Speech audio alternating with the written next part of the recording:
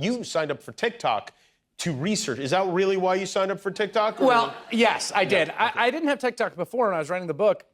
I signed up for TikTok, and I was by myself for a night. My kids and wife were away, and I just had like a little bit of a nibble of a gummy. And I was sitting there. I was sitting there with TikTok, and it really was a nibble. And what was so... I've heard you're a gummy nibbler.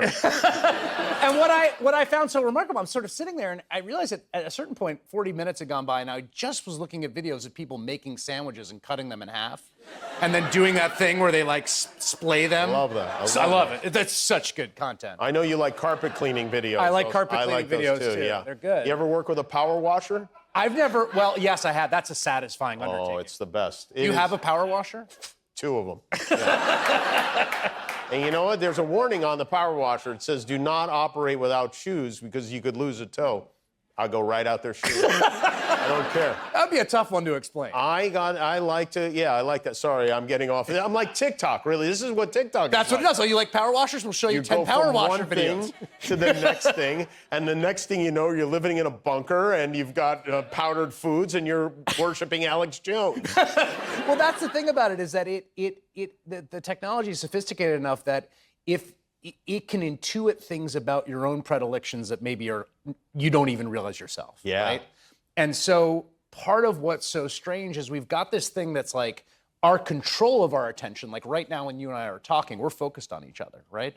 But then there's also this faculty we have for attention where if someone were to rush in the door right now or a loud noise, right, we all put our attention to it before we get to say anything voluntarily. Mm-hmm. And it's that weakness, like the weakness in our biophysical makeup for sugar and sweets and salt and fats. It's that weakness that we're constantly being used to prey upon our own dominion over our own minds. So what you're saying is we're doomed.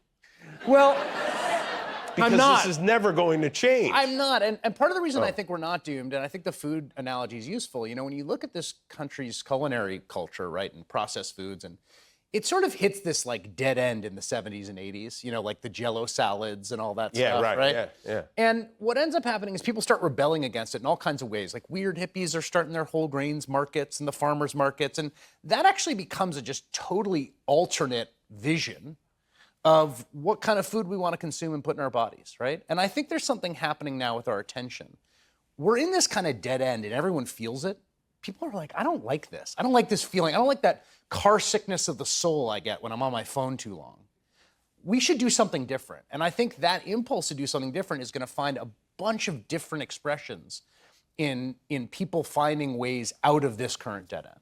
Whittling, for instance. Whittling. Could or be a power fun washing. activity. Or power washing. But not barefoot, I would say.